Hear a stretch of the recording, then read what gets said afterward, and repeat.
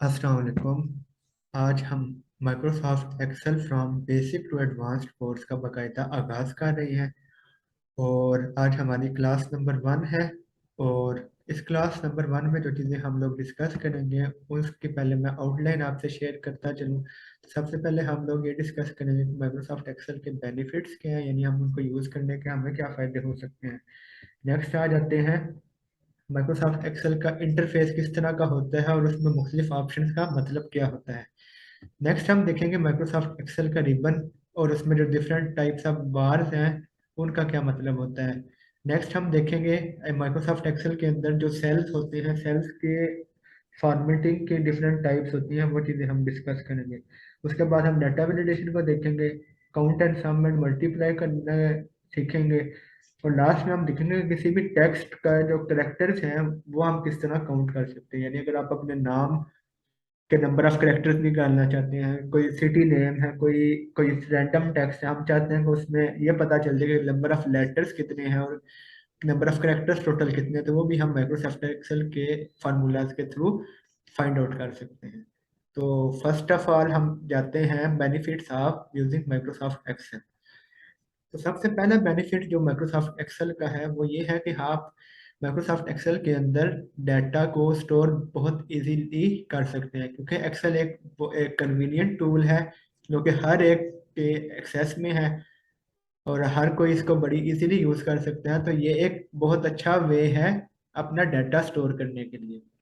Second second चीज़ आ जाता है, you can perform calculation. अगर हम एक्सेल में जाएं तो हमारे पास बहुत ज़्यादा फंक्शंस और फार्मूलाज होते हैं, जैसा कि आपको स्क्रीन पे भी नज़र आ रहा होगा। तो इन फंक्शंस और फार्मूलाज को यूज़ करके हम अपने डाटा की डाटा पर कैलकुलेशन परफॉर्म करके अपने डिजायर्ड रिजल्ट्स तक पहुंच सकते हैं। नेक्स्ट आ जाते हैं all the tools for data analysis. Microsoft Excel के अंदर बहुत ज़्यादा इस तरह के टूल्स हैं, जिस तरह टेबल्स हो गए, चार्ट्स हो गए, पाइवट टेबल्स हो गए और इस तरह की और भी फार्मूलाज वगैरह और सारी चीज़ें। उन चीज़ों को यूज़ करके हम अपने किसी भी डाटा को इजीली एनालाइज करके उसको एक मीनिंगफुल वे में प्रेजेंट कर सकते हैं। नेक्स्ट आ जाते हैं easy to use data visualisation with chart. तो माइक्रोसॉफ्ट एक्सेल में हम डाटा विजुअलाइजेशन भी बहुत इजीली कर सकते हैं। अब सवाल ये पैदा होता है डाटा विजुअलाइजेशन का मतलब क्या होता है। तो डाटा विजुअलाइजेशन का बेसिकली मकसद ये है, मतलब ये है कि आपके पास एक डाटा है, हम ये चाहते हैं कि उसको एक ग्राफिकल फॉर्मेट में रिप्रेजेंट करें। जिस तरह आपके पास कोई 5 सिटीज़ का डाटा है और उनकी डिफरेंट कोई उनकी परफॉर्मेंस का कोई स्कोर आपके पास दिया हुआ है, आप चाहते हैं कि उसको एक ग्राफ की फॉर्मेट में प्रेजेंट करें, तो वो भी आप माइक्रोसॉफ्ट एक्सेल के अंदर कर सकते हैं। ग्राफ्स और चार्ट्स की तफसील हम नेक्स्ट लेक्चर में डिस्कस करेंगे। मैं अभी सिर्फ आपको बता देता हूँ कि ग्राफ्स होते किधर हैं एक्सेल में। तो मैं अगर होम टैब में जाऊँ तो ये हमारे पास इंसर्ट में जाके ये हमारे पास मुख्तलिफ चार्ट्स की ऑप्शन है जिनको हम यूज़ करके अपने डाटा को ग्राफिकली रिप्रेजेंट कर सकते हैं। नेक्स्ट आ जाते हैं you can print reports easily. अब माइक्रोसॉफ्ट एक्सेल के अंदर हम अपनी रिपोर्ट्स को भी इजीली प्रिंट कर सकते हैं। जिस तरह अगर मैं फाइल में जाऊं तो ये हमारे पास काफ़ी ज़्यादा रिपोर्ट्स जो कि एक्सेल खुद हमें प्रोवाइड करता है, जो कि रेडीमेड टेम्पलेट्स हैं। इसके अलावा हमें ऑनलाइन भी बहुत से फ्री टेम्पलेट्स मिल जाते हैं जिनको हम यूज़ करके अपने अपने अपने हिसाब से इसको एडिट कर सकते हैं और इसके अलावा हम इनको प्रिंट भी कर सकते हैं। नेक्स्ट आ जाते हैं, जिस तरह मैंने ऑलरेडी आपको बता दिया कि बहुत सारे फ्री टेम्पलेट्स हैं एक्सेल के जिनको हम यूज़ करके अपनी चीज़ों को मैनेज कर सकते हैं। नेक्स्ट आ जाते हैं ट्रांसफॉर्म एंड क्लीन डेटा। तो इसका मतलब ये है कि माइक्रोसॉफ्ट एक्सेल के अंदर अगर आपके पास डाटा क्लीन फॉर्मेट में नहीं है, यानी फर्ज करें आपका डाटा कुछ इस तरह की लिखा हुआ है, जिस तरह अगर मैं यहाँ पे देखूँ, यानी एक ही सेल है उसी के अंदर मैंने अली के नाम नाम भी लिखा हुआ है, उसकी एज भी लिखी हुई है, उसकी सिटी भी लिखी हुई है और उसकी कंट्री भी लिखी हुई है। ठीक है, मतलब इस तरह का कोई डाटा। और इसके अलावा भी और मेथड हो सकते हैं अनक्लीन, एग्जांपल हो सकती है अनक्लीन डाटा की। तो अगर हमारे पास इस तरह का अनक्लीन डाटा आ जाए तो उसको हम डायरेक्ट एनालाइज नहीं कर सकते, पहले हमें उसको उसको एक क्लीन फॉर्मेट में चेंज करना होता है, फिर ही हम उस पर कैलकुलेशंस और फार्मूलाज अप्लाई कर सकते हैं। तो वो भी हम माइक्रोसॉफ्ट एक्सेल के थ्रू डाटा को ट्रांसफॉर्म कर सकते हैं एक क्लीन फॉर्मेट में, ताकि हम उस पर एनालिसिस कर सकें। नेक्स्ट आ जाते हैं, हम माइक्रोसॉफ्ट एक्सेल के अंदर मिलियंस ऑफ रोज में डाटा को स्टोर कर सकते हैं। तो अगर आप इसमें देखें तो माइक्रोसॉफ्ट एक्सेल में ये 1048576 रोज हैं और यहाँ तक इसकी कॉलम्स हैं। तो यानी इसका मतलब यह है कि एक वर्कबुक, एक शीट के अंदर हम लोग बहुत ज़्यादा अमाउंट ऑफ डेटा को हम स्टोर कर सकते हैं, ठीक है। और इसके अलावा अगर हमारे पास हमारा डाटा इससे भी ज़्यादा यानी इन रोज से भी ज़्यादा, तो उन्हें हम न्यू शीट बना के यहाँ से न्यू शीट्स में उनका डाटा को स्टोर कर सकते हैं। और last but not the least, उसका बेनिफिट क्या है कि हम माइक्रोसॉफ्ट एक्सेल को ऑनलाइन भी एक्सेस कर सकते हैं और इसके अलावा मोबाइल ऐप के थ्रू भी एक्सेस कर सकते हैं। मोबाइल एप्लीकेशन भी होती है जिसके थ्रू हम अपनी जो easy to easy to use easy to use है मोबाइल ऐप, और उसके थ्रू हम अपनी एक्सेल के फार्मूलाज को देख सकते हैं, ग्राफ्स को देख सकते हैं और दूसरी फंक्शनैलिटीज भी यूज कर सकते हैं। नेक्स्ट आ जाते हैं माइक्रोसॉफ्ट एक्सेल का इंटरफेस। अच्छा, माइक्रोसॉफ्ट एक्सेल के इंटरफेस कुछ इस तरह का होता है।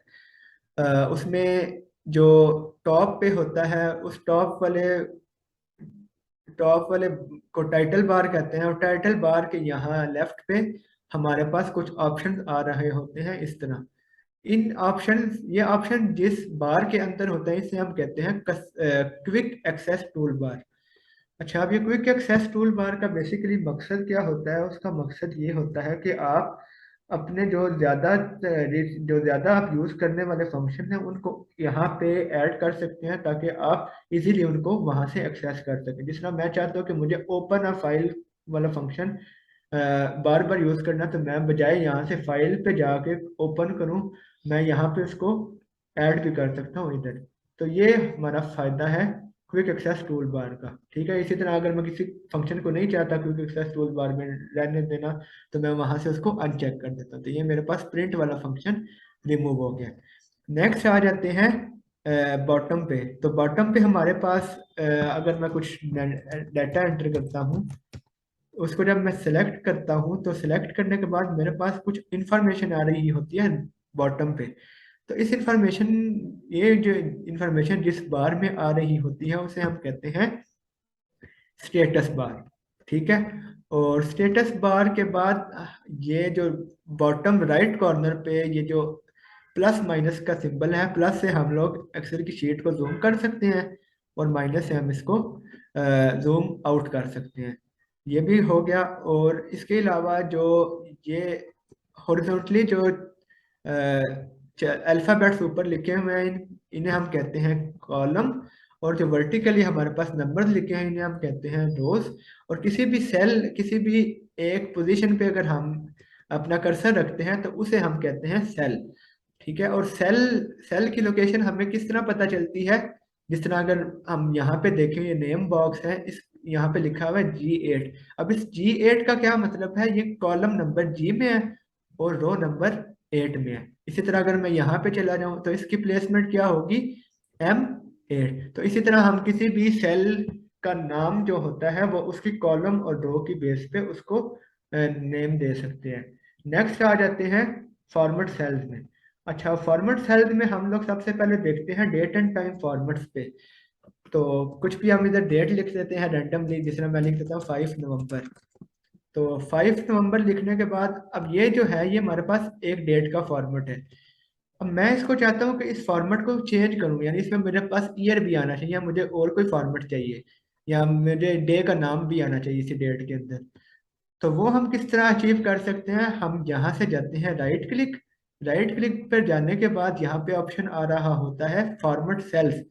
फॉर्मेट सेल्स को जब हम क्लिक करते हैं तो हमारे पास इस तरह का डायलॉग बॉक्स ओपन हो जाता है। डायलॉग बॉक्स में हम डेट वाले ऑप्शन में जाके मुख्तलिफ ऑप्शन सेलेक्ट कर सकते हैं अकॉर्डिंग टू आवर रिक्वायरमेंट। जिस तरह मेरी ये रिक्वायरमेंट है कि मुझे मंथ का नेम पूरा चाहिए और ईयर का नेम के दो नंबर्स चाहिए, तो मैं इस वाले को सिलेक्ट करूंगा, ओके करूंगा, तो ये मेरे पास सिर्फ इस वाले फॉर्मेट में चेंज हो जाएगा। इसी तरह मैं दोबारा से उसी वाले डायलॉग बॉक्स में जाता हूँ और यहाँ से मैं इसको चेंज करके इस वाले फॉर्मेट में कन्वर्ट कर देता हूँ, तो ये देखें मेरे पास डेट की फॉर्मेट चेंज होगी। अब इस फॉर्मेट का फायदा ये है कि अगर मैं इससे कुछ भी न्यू डेट एंटर करूंगा यहाँ पे, जैसे मैं एंटर करना चाहता हूँ 11 अक्टूबर, तो मैं 11 अक्टूबर भी सिर्फ लिखूंगा तो वो ऑटोमेटिकली उसी फॉर्मेट को पिक करेगा जो हमने इसके लिए चूज किया था। ये हो गया हमारा डेट के फॉर्मेट। नेक्स्ट आ जाते हैं टाइम का फॉर्मेट। अब टाइम का जिस तरह मैं सिंपल एक टाइम लिख लेता हूँ 600, 6 के आगे कॉलन लगा के और 00, तो इसने इसका जो फॉर्मेट पिक किया वो पिक किया है रो, सॉरी, आवर और मिनट्स, लेकिन मुझे तो अपने टाइम में सेकंड्स भी चाहिए थे।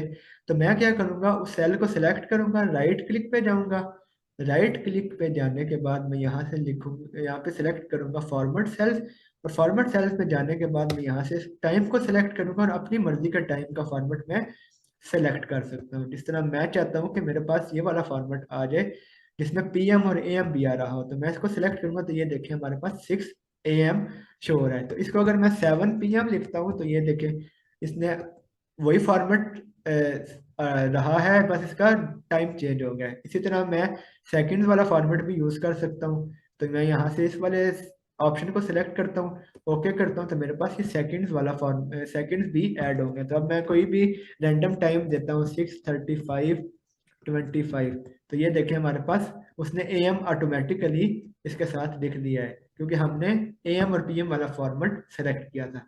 नेक्स्ट हम आ जाते हैं फ्रैक्शन में। इस तरह हमारे पास कभी कोई इस तरह के नंबर्स आते हैं, 1.25 आ गया, 1.5 आ गया और 1.75 वगैरह, इस तरह के नंबर्स आ गए। ठीक है, अब हम इसको फ्रैक्शन की फॉर्मेट में लिखना चाहते हैं। जिस तरह इसका फ्रैक्शन बनता है 1 × 1/4, इसका फ्रैक्शन बनता है 1 × 1/2 और इसका फ्रैक्शन बनता है 1 × 3/4। तो अब मैं चाहता हूँ कि ये जो ऊपर वाले जो डेसिमल प्लेसेस हैं ये ऑटोमेटिकली इस वाले फॉर्मेट में चेंज हो जाए। तो वो कैसे होंगे, मैं इन तीनों को सिलेक्ट करूंगा, राइट क्लिक में जाऊंगा, राइट क्लिक में जाने के बाद फॉर्मेट सेल्स में जाके यहाँ पे ऑप्शन आता है फ्रैक्शन का, तो मैं फ्रैक्शन में जाके फर्स्ट वाले ऑप्शन को मैं जब सेलेक्ट करूंगा और ओके करूंगा तो मेरे पास ऑटोमेटिकली वो फ्रैक्शन में चेंज हो गया है। तो मैं इधर इधर से कोई और डेसिमल लिखता हूँ, जिस तरह मैं लिखता हूँ 10.75, तो उसने ऑटोमेटिकली इसको 10 × 3/4 कन्वर्ट कर दिया। इसी तरह मैं इसे 20.75 करता हूँ, तो ये देखिए 20 × 3/4 इसने ऑटोमेटिकली लिख दिया। इसी तरह इसको मैं अगर 4.80 करता हूँ तो इसने इसे 4 × 4/5 में कन्वर्ट कर दिया है। इसी तरह अगर मैं कुछ भी लिख सकते हैं, जिसमें 0.5 अगर लिखते हैं तो ये 1/2 हो जाएगा। ठीक है, ये आप लोगों का हो गया फ्रैक्शंस वाला फॉर्मेट। नेक्स्ट आ जाते हैं हम किसी भी सेल का कलर और टेक्स्ट का कलर किधर से चेंज करते हैं। तो ये हमारे पास, अगर मैं इस वाले सेल को चाहता हूँ कि ये येलो कलर हो जाए, तो ये हमारे पास ये वाला टैब होता है फॉन्ट का। यहाँ से मैं अगर मैं सेल का कलर चेंज करना चाहता हूँ तो मैं यहाँ से इसको सिलेक्ट करूंगा, यहाँ से इसका कलर चेंज हो जाएगा। और ये जो साथ इसी के एडजेसेंट पे फॉन्ट का कलर चेंज करने का ऑप्शन है, तो यहाँ से मैं इसका कलर चेंज कर सकता हूँ। इसके अलावा ये बोल्ड, इटैलिक और अंडरलाइन का ऑप्शन है, और ये हमारे पास टेक्स्ट की प्लेसमेंट के ऑप्शन है, लेफ्ट, राइट और सेंटर। और ये ऊपर वाले जो हैं ये वर्टिकली अलाइनमेंट के ऑप्शन है। जिस तरह अगर मैं इसका इंक्रीज कर लूँ, रो की हाइट इंक्रीज करूँ, तो अगर मैं आपको दिखाऊं तो अगर मैं ये वाला ऑप्शन सेलेक्ट करूंगा तो ये वर्टिकली भी सेंटर में आ जाएगा। इसी तरह अगर मैं इधर करूंगा तो वर्टिकली टॉप पे चला जाएगा, और इधर मैं करूंगा तो ये वर्टिकली बॉटम पे चला जाएगा। तो ये बेसिकली सेल अलाइनमेंट है किसी भी टेक्स्ट की। तो ये हमारा हो गया सेल फॉर्मेटिंग। नेक्स्ट हम अब डिस्कस करेंगे कि करेंसी वर्सेस अकाउंटिंग। हम देखा है तो हमारे डेली लाइफ में करेंसी से भी काफ़ी हम लोग यूज़ करते हैं, जिस तरह रुपीज़ हो गया, डॉलर्स हो गया, सऊदी रियाल हो गया और वगैरह इस तरह की जो इन्हें हम करेंसीज कहते हैं। तो ये अगर हम चाहें तो एक्सेल के अंदर हम एक नंबर के पीछे करेंसी भी यूज कर सकते हैं। जिस तरह अगर मैं 550 लिखता हूँ, अब मैं इसको चाहता हूँ कि ये $50 बन जाए, तो मैं क्या करूंगा, दोबारा राइट क्लिक करूंगा इसे। राइट क्लिक करने के बाद मैं जाऊंगा फॉर्मेट सेल्स में। फॉर्मेट सेल्स में जाने के बाद मैं इधर जाऊंगा करेंसीज में। अब करेंसीज में हमारे पास मुख्तलिफ ऑप्शन हैं सिंबल्स की। ठीक है, ये हमारे पास सिंबल्स की ऑप्शन है। तो अब ये हो गया डॉलर। तो ये अगर यहाँ पे आप देखें तो इसका व्यू इस तरह का होगा, यानी 50.00। तो ये जो डेसिमल प्लेसेस है, हम इसको कैसे कंट्रोल कर सकते हैं? ये अगर हमारे पास ये बॉक्स अगर आपको नजर आ रहा हो, इसको अगर हम इंक्रीज करेंगे इनके डेसिमल प्लेसेस, तो ये बॉक्सेस ये डेसिमल प्लेसेस इंक्रीज हो जाएंगे।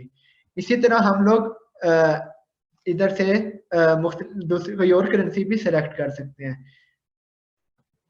जिस तरह ये अगर आपको ऑप्शन नजर आ रहे हो, तो ये सारे ऑप्शन हैं जो हम अपनी करेंसीज के लिए यूज कर सकते हैं। करेंसीज के साथ एक और ऑप्शन होता है अकाउंटिंग का।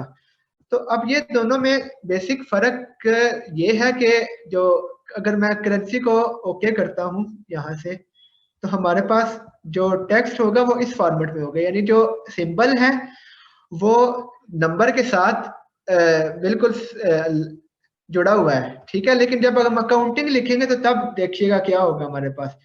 अकाउंटिंग में जाते हैं, सेम हम डॉलर वाला सिंबल अगर हम सेलेक्ट करते हैं तो वो सेल को तो उसका फॉर्मेट इस तरह होगा, यानी जो नंबर है और जो सिंबल है वो स्पेस्ड है, यानी वो पूरे सेल में उसने स्पेस्ड अपार्ट हो गया।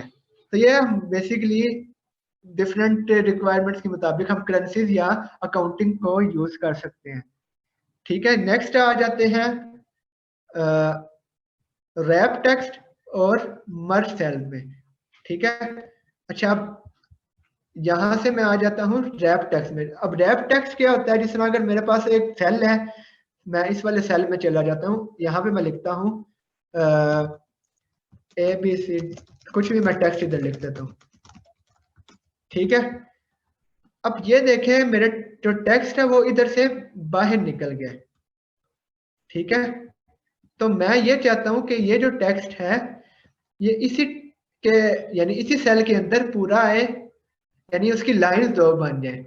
तो वो भी हम लोग उसको लिए हम लोग इसको रैप टेक्स्ट का फंक्शन यूज करते हैं। तो यहाँ पे अगर मैं इस टेक्स्ट को सिलेक्ट करूं, होम पे जाऊं, तो मेरे पास टॉप पे ऑप्शन आ रहा होता है, यहाँ पे ये अलाइनमेंट वाली टैब में रैप टेक्स्ट का ऑप्शन नजर आ रहा होता है। तो इसको अगर मैं सिलेक्ट करता हूँ तो ये देखिए हमारे पास उसी सेल के अंदर ये हमारे पास ये एडजस्ट हो गया है।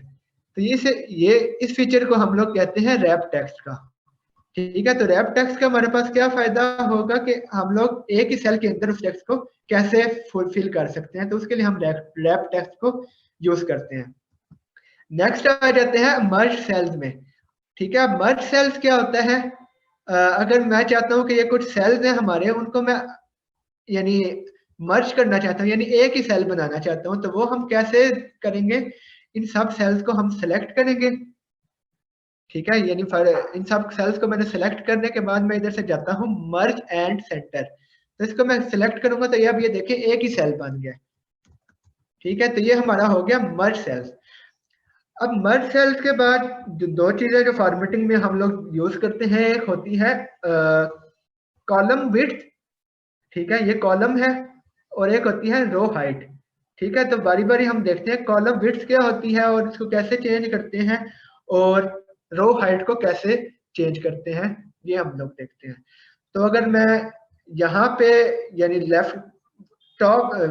लेफ्ट मोस्ट कॉर्नर पे अगर आऊँ, तो यहाँ पे मेरे पास 1 2 3 नंबरिंग लिखी है। तो ये हमारे बेसिकली क्या है? रोज। अब ये मैं चाहता हूँ कि ये जो रोज है ये इसकी जो हाइट है ये इंक्रीज हो जाए। यानी मैं फर्ज करें चाह रहा हूं कि जो रो नंबर 8 है हमारे पास, उसकी मैं हाइट इंक्रीज कर दूं।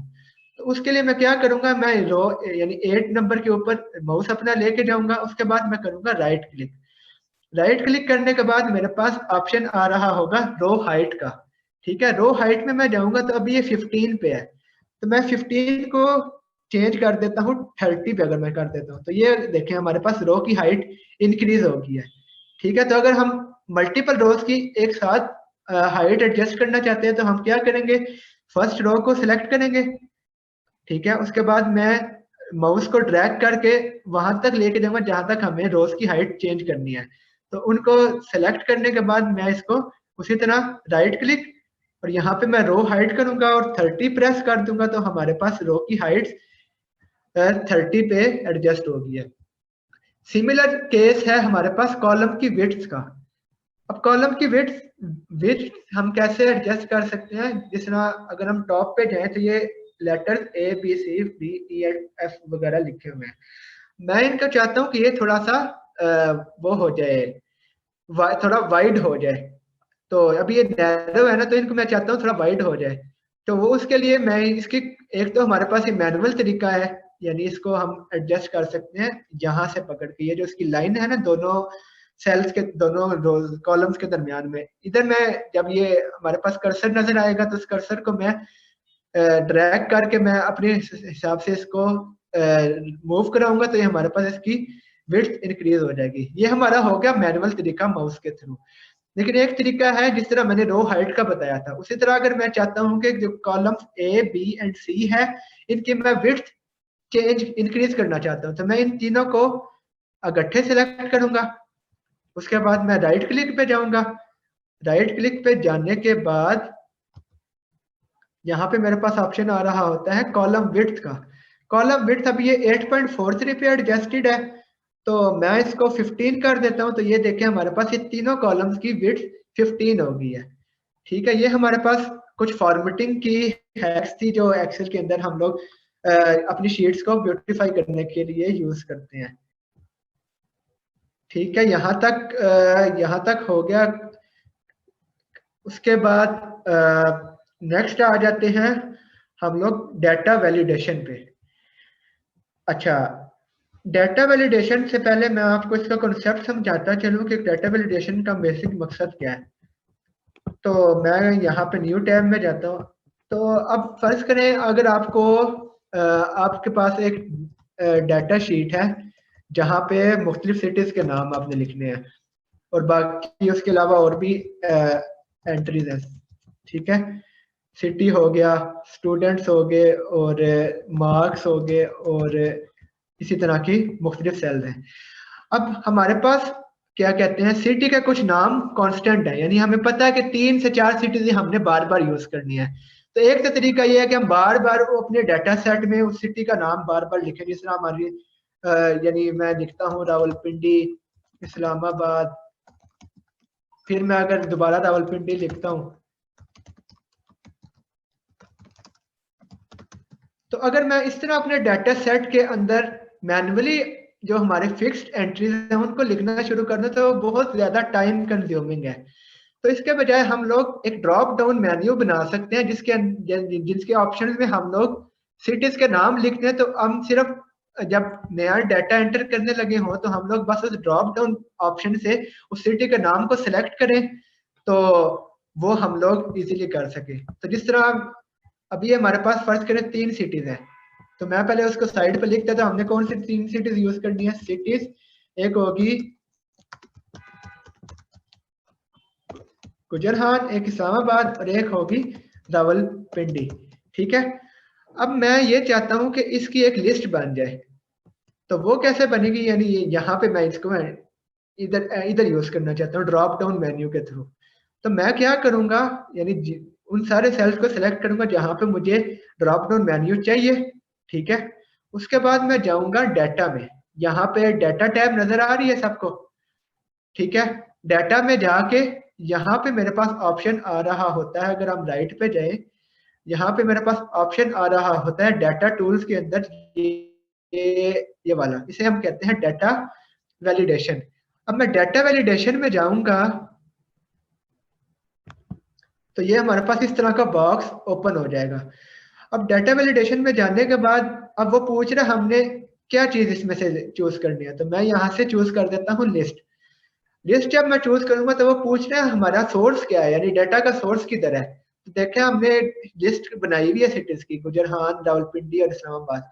तो मैं यहाँ पे अपना कर्सर लेके आऊंगा सोर्स के नीचे और उसके बाद मैं इन तीनों सेल्स को ड्रैग करके सिलेक्ट करूंगा, यानी गुजर खान को सिलेक्ट करके मैं इस्लामाबाद रावलपिंडी तक लेके जाऊंगा, यानी यहाँ पे रख के फिर ड्रैग डाउन करना है रावलपिंडी तक। तो हमारे पास इस सेल्स की रेंज सेलेक्ट हो गई है। ठीक है, जब मैं इसको ओके करता हूँ तो ओके करने के बाद अगर आप इसको देखें तो हमारे पास ये ड्रॉप डाउन मेन्यू बन गया। ये देखें, अब मैं अगर दोबारा अगर इसको ऑप्शन को सिलेक्ट करना चाहूँ तो मेरे लिए डाटा एंटर करना काफी इजी है, क्योंकि हमारे पास फिक्स्ड इनपुट्स हैं, तो इसको हम इजीली चेंज कर सकते हैं बार बार टाइप करने के बजाय।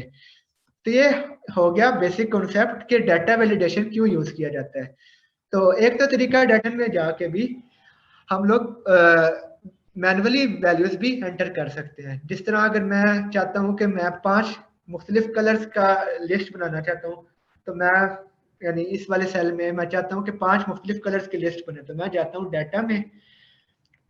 डाटा में जाने के बाद उसके बाद मैं जाऊंगा उधर से डाटा वैलिडेशन में।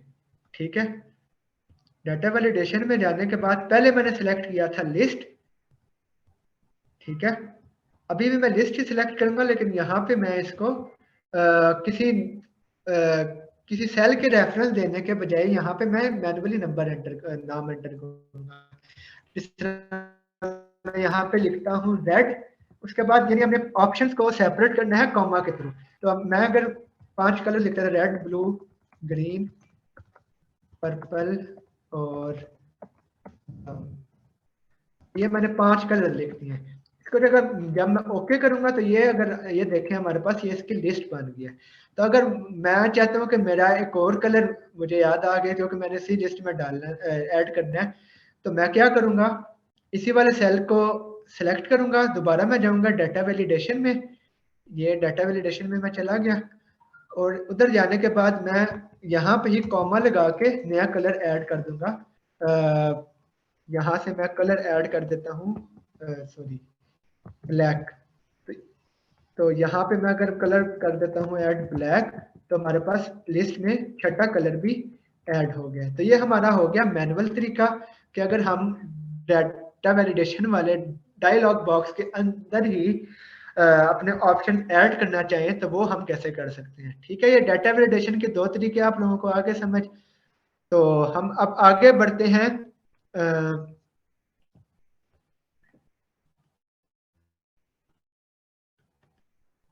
नेक्स्ट हम जाते हैं डाटा वैलिडेशन के बाद।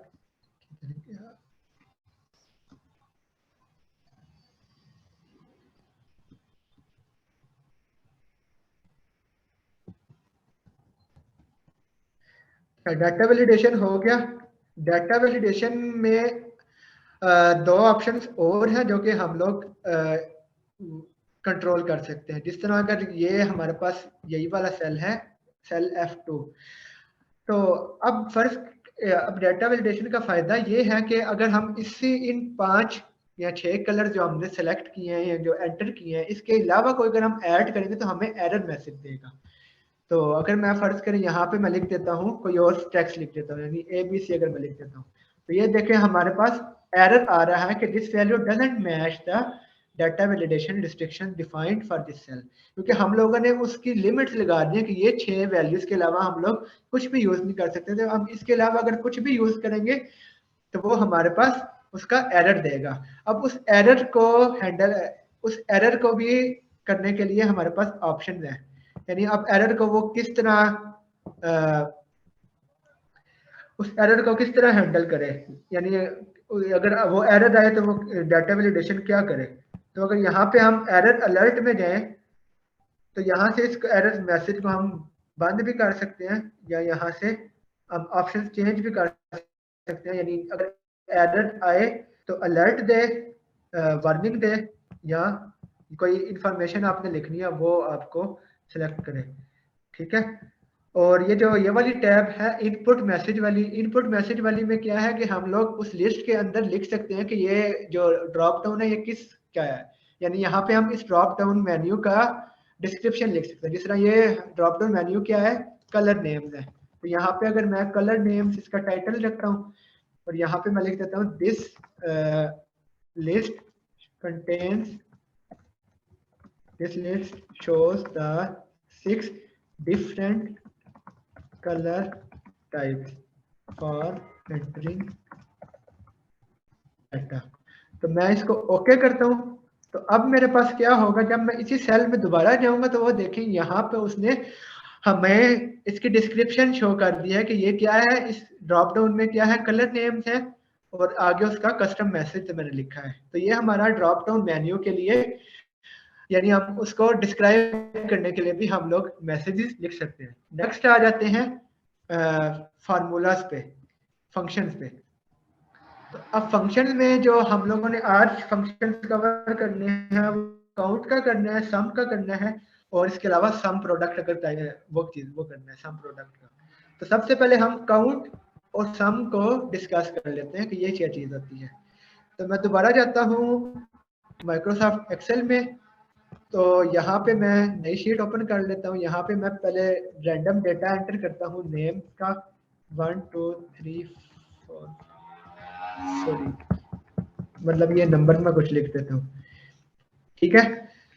तो पहला फंक्शन हमारा कौन सा हो गया, काउंट का, ठीक है। तो मैं यहाँ पे पहले लिख लेता हूँ कि हम लोग अभी काउंट को स्टडी कर रहे हैं, ठीक है। अब काउंट वाले फंक्शन में क्या होगा कि हम लोग इन नंबर्स का काउंट फाइंड कर सकते हैं, कितने नंबर्स हैं। तो उसको फार्मूला को लिखने का क्या तरीका है, यानी मैं चाहता हूँ कि ये जो नंबर्स हैं इसका काउंट कहीं पे मुझे पता चल जाए। तो वो कैसे हम करेंगे, सबसे पहले हम किसी भी फार्मूला को लिखने से पहले हम लोग टाइप करते हैं इक्वल्स टू, ठीक है। यहाँ पे हम इक्वल्स टू टाइप करते हैं, उसके बाद हम लिखेंगे काउंट ए, ठीक है। अब ये काउंट और काउंट ए में क्या फर्क है, ये भी दो फंक्शन है। तो अभी अगर हमारे पास डाटा में सिर्फ और सिर्फ नंबर्स हो, इस तरह अगर मैं यहाँ पे ये वाला डाटा जिसमें 10 एंट्रीज है, जिसमें 8 नंबर्स हैं और 2 नंबर नहीं है, तो अगर मैं यहाँ पे इज इक्वल टू काउंट लिखूंगा और इस वाली रेंज को सिलेक्ट करूंगा, यानी काउंट लिखने के बाद मैंने ब्रैकेट ओपन करनी है, उसके बाद मैं इस वाली रेंज को सिलेक्ट करूंगा, यानी A2 को सिलेक्ट करके ड्रैग डाउन करूंगा A10 तक, ठीक है। इसको मैं ड्रैग डाउन A10 तक करने के बाद मैं इसको ब्रैकेट क्लोज करूंगा। तो ये अब हमारे पास, अगर मैं सिर्फ काउंट लिखूंगा तो ये इसकी वैल्यू 7 आएगी। अच्छा, अब मुझे ये नहीं समझ आ रही कि 7 क्यों आई है, हालांकि हमने इसको काउंट लिखा था। तो हाली जो काउंट वाला फंक्शन है ना, काउंट वाला वो फंक्शन सिर्फ और सिर्फ गिवन डाटा सेट में काउंट ये करता है कि उसमें नंबर्स कितने हैं। तो अगर आप इसको देखें तो ये हमारे पास 7 नंबर्स हैं, तो वो उसको काउंट कर रहा है। लेकिन हमें तो ये पूरे करेक्टर्स का काउंट चाहिए, तो उसके लिए हम लोग क्या करेंगे, काउंट ए का फार्मूला लगाएंगे, फंक्शन लिखेंगे।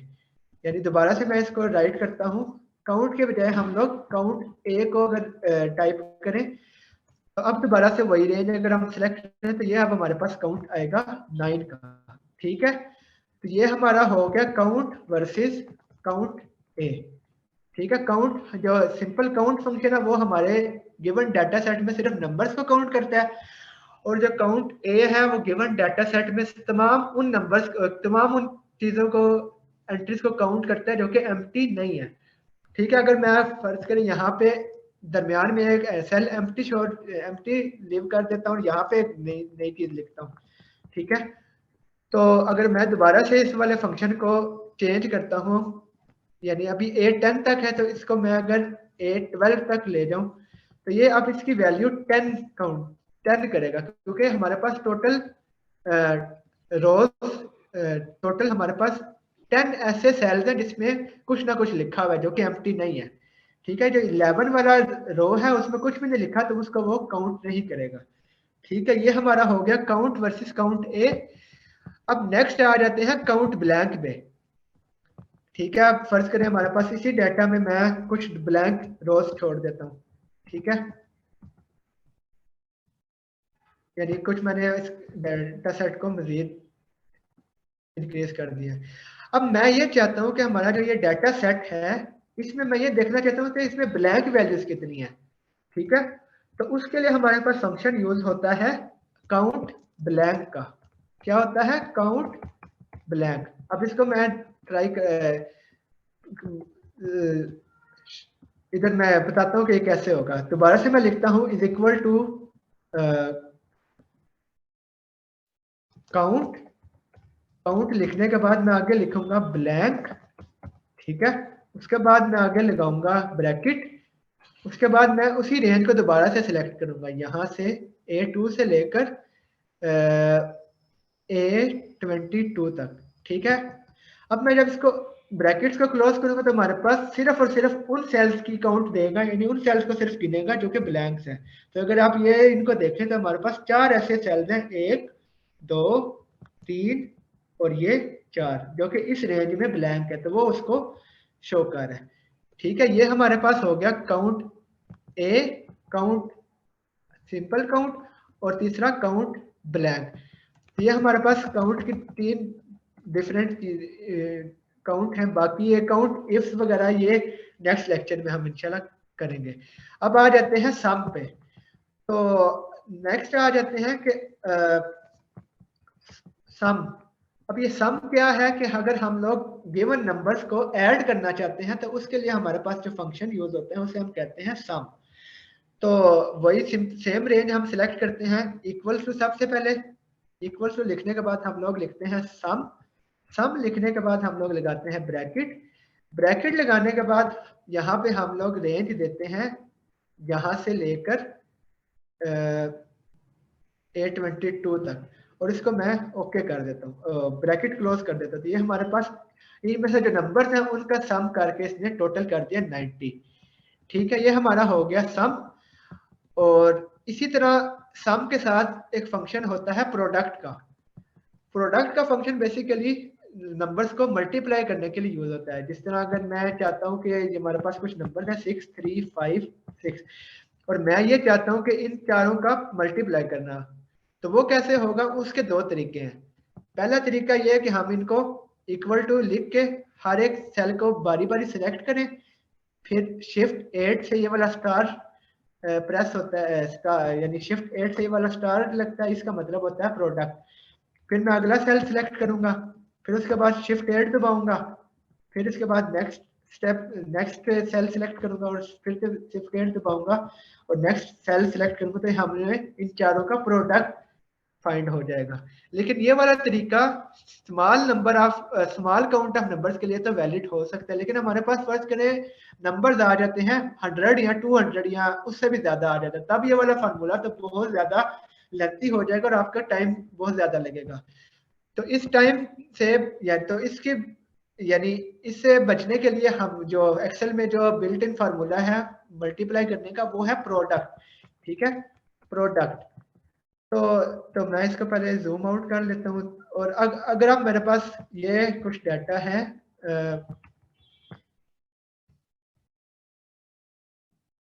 ये फर्ज करें हमारे पास ये कुछ नंबर्स हैं, यहाँ से लेकर मैं 100 तक ले जाता हूँ इसको, ठीक है। ये मैं आपको यहाँ तक 100 तक, ठीक है। तो अब मैं ये चाहता हूँ कि इन सारे नंबर्स को मल्टीप्लाई करके जो वैल्यू आए वो कितनी है। तो अगर हम मैन्युअली करना शुरू हो जाएंगे, जिस तरह मैंने पहले आपको बताया था ये वाला जो फार्मूला है, तो उसमें हमें बार बार हर सेल को सिलेक्ट करना पड़ेगा, फिर उसको लिखना पड़ेगा, क्या कहते हैं, ये वाला स्टार लगाना पड़ेगा। लेकिन उसके बजाय हम लोग क्या करते हैं, is equal to product. Product लिखने के बाद हम लोग लगाते हैं ब्रैकेट। ब्रैकेट लगाने के बाद हम लोगों ने पहला नंबर सिलेक्ट करना है A2, उसके बाद ड्रैग डाउन करके अपनी एंड रेंज को सिलेक्ट करना है, यानी जो हमारा है 100 सेल है। इसको जब हम सिलेक्ट कर लेंगे तो ये ब्लू जो बॉर्डर है इसका मतलब है ये सारे नंबर हमारे पास सिलेक्टेड है। उनको सिलेक्ट करने के बाद मैं इसको ब्रैकेट को क्लोज करूंगा तो हमारे पास इन सारे नंबर्स का सम आ गया। अभी अगर इसको देखें तो ये साइंटिफिक नोटेशन में और ये इस तरह आ रहा है, तो ये इसको मैं चेंज करने के लिए क्या कर सकता हूँ, इसको अगर मैं यानी अब ये देखें तो ये नंबर हमें समझ नहीं आ रहा है क्या है। तो इसको हम चेंज कैसे कर सकते हैं, यहाँ से हम जाते हैं दोबारा से ये हम ऊपर जाते हैं नंबर वाले सेक्शन में, और यहाँ से इसके फॉर्मेट को चेंज करके कर देते हैं नंबर। तो ये अगर इसका विड्थ को हम इंक्रीज करें, तो ये क्योंकि बहुत बड़ा नंबर है तो इसलिए ये एक्सेल इसको शो नहीं कर रहा। इसके लिए हमें सेल की विड्थ को बहुत ज्यादा इंक्रीज करना पड़ेगा। ये देखें, ये हमारे पास ये इन सब का प्रोडक्ट है। ठीक है, अब मैं A100 के बजाय मैं चाहता हूँ सिर्फ 50 नंबर तक मुझे सम मल्टीप्लाई करना है, या 30 तक, तो मैं यहाँ पे 100 के बजाय लिख देता हूँ 30। तो ये हमारे पास A2 से लेकर A30 तक उसका मल्टीप्लाई करके उसने उसका रिजल्ट दे दिया। ठीक है, ये हमारा हो गया प्रोडक्ट। और नेक्स्ट आ जाते हैं काउंट करेक्टर्स और सम प्रोडक्ट। ये दो चीजें लास्ट फंक्शन है। और नेक्स्ट उसके बाद छुट्टी हो जाएगी। अच्छा, नेक्स्ट आ जाते हैं सम प्रोडक्ट। अब सम प्रोडक्ट क्या चीज है? ये सम और प्रोडक्ट का एक कॉम्बिनेशन है जो कि हम लोग एक्सेल में काफी इसकी इंपॉर्टेंस है इस फंक्शन की। अब सम प्रोडक्ट का बेसिक मकसद क्या है? जिस तरह हमारे पास दो नंबर्स हैं, जिस तरह मैं इधर लिख लेता हूँ फील्ड 1 और फील्ड 2, और थर्ड फील्ड में मुझे ये चाहिए कि इन दोनों का जो मल्टीप्लाई करके जो रिजल्ट आ रहा है ना, यानी मतलब मैं पहले इसको मैन्युअली करके बताता हूँ। ये 5 है, ये 2 है।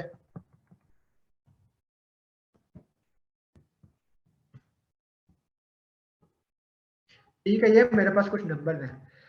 अब मैं ये चाह रहा हूँ कि इनका जो मल्टीप्लाई करके, यानी अगर मैं इनको अगर मल्टीप्लाई करूँ,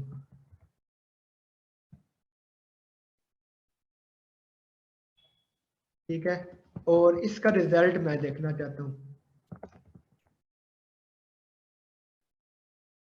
यानी मेरे ये डिमांड है कि मुझे इन दोनों कॉलम्स के जो नंबर्स हैं वो हर एक को आपस में मल्टीप्लाई करके और जो उनका सम आ रहा है ना वो हमें बताए।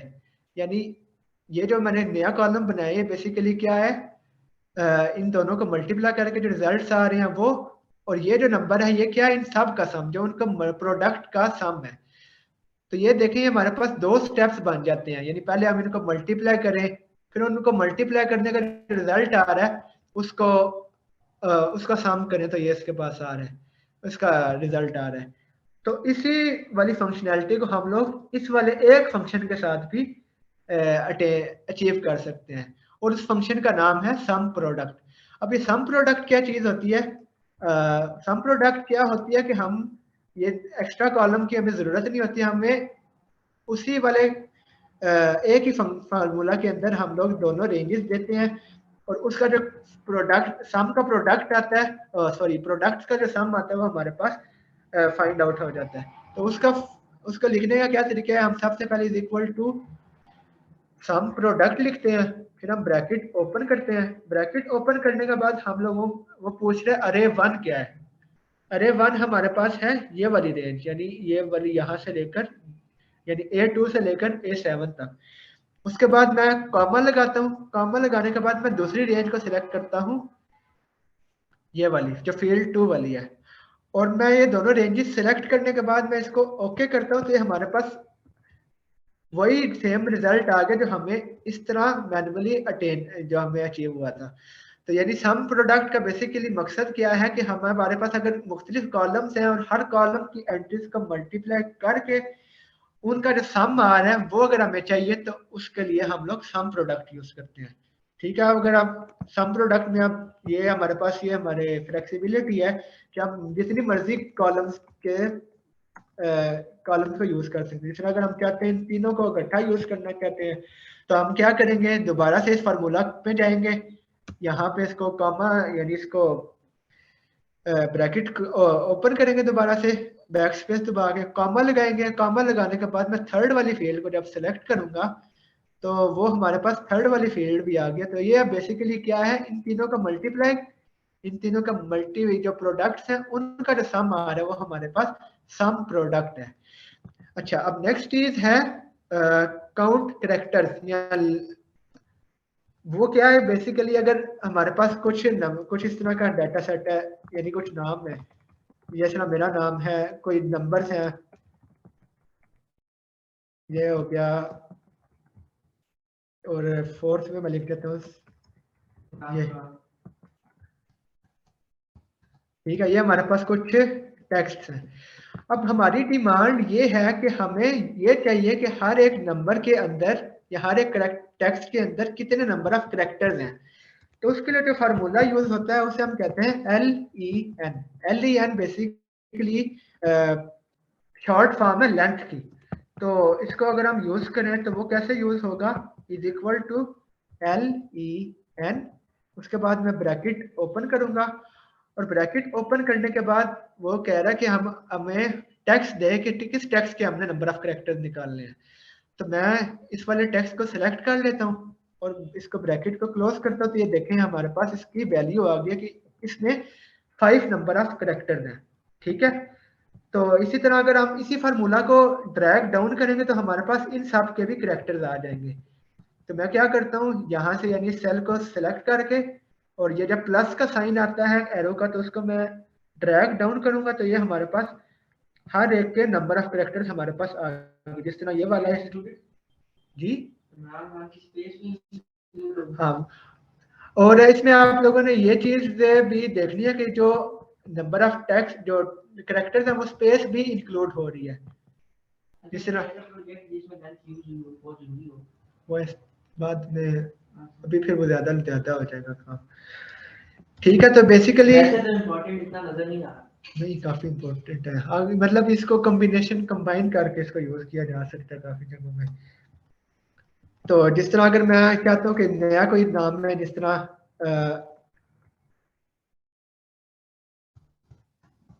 इस तरह ये अलग से है, तो ये देखें ऑटोमेटिकली उसने नेक्स्ट वाले को भी फार्मूला फिल कर दिया है। तो इसी तरह ये देखें मैं यहाँ पे अगर जैसे ही मैं नेक्स्ट वाला एंटर करता हूँ तो वो देखें ऑटोमेटिकली उसने उसे पता चल गया, यानी वो वाला फार्मूला ऑटोमेटिकली वो नीचे जा रहा है। तो ये हमारे पास क्या है, length of characters in a particular text. तो इसका फार्मूला का क्या नाम है, LEN। ठीक है, अच्छा आप नेक्स्ट नेक्स्ट चीजें हम इंशाल्लाह अगले लेक्चर में कवर करेंगे। आज के लिए आज के लिए इतना ही है, और अगर आपके कोई क्वेश्चन है तो आप लोग व्हाट्सएप ग्रुप में पूछ सकते हैं। ठीक है, तो thank you very much, have a good night.